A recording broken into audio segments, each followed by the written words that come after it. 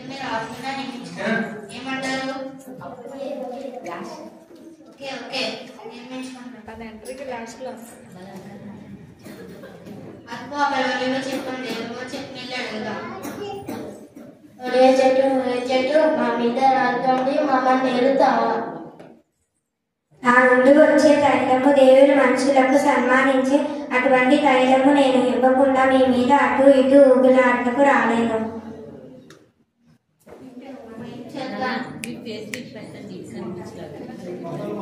అయ్యో ఇప్పుడు ఏం చేద్దాం? అదిగో ఆ అంజూరం చెట్టు ఉంది, అంజూరం చెట్టు వెళ్ళి అడుగుదాం.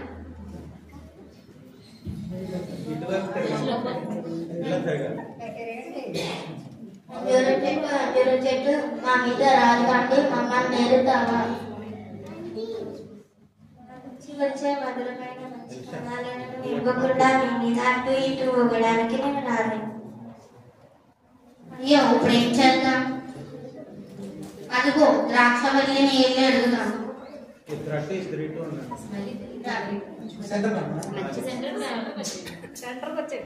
కార్పెట్ में ग्रैंड बोले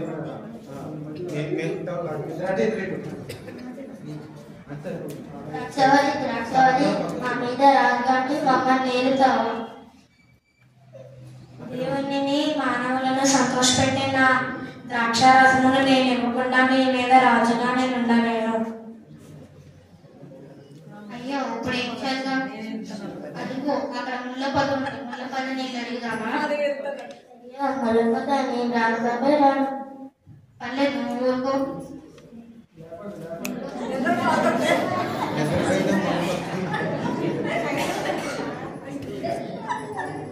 ఏంటి ఇలా వచ్చారు?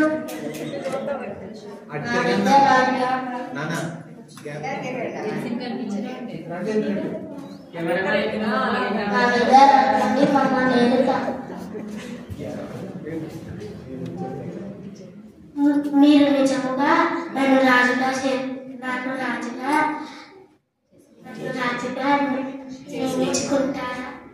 నియమించుకుంటారు కదా? అవును నియమించుకుంటాం.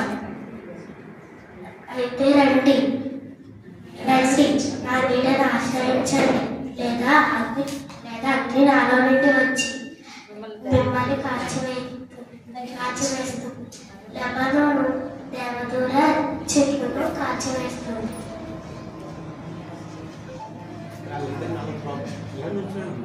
అయ్యో అయ్యో ముళ్ళ పొద్దుని అనవసరంగా రాజుగా చేసుకున్నామే, నాకు చాలా బాధలు పడుతుంది.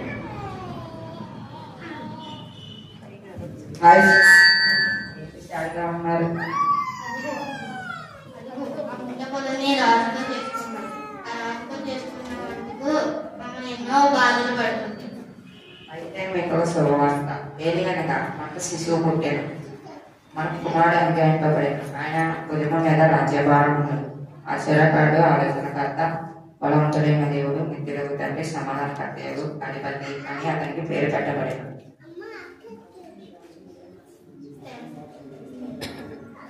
ఈ రాజుని మీరు ఆశ్రయించండి. మాకు మంచి రాజును పరిచయం చేసినందుకు ఒక నుంచి ఆలోచన పూజిస్తాను. Thank you 1.5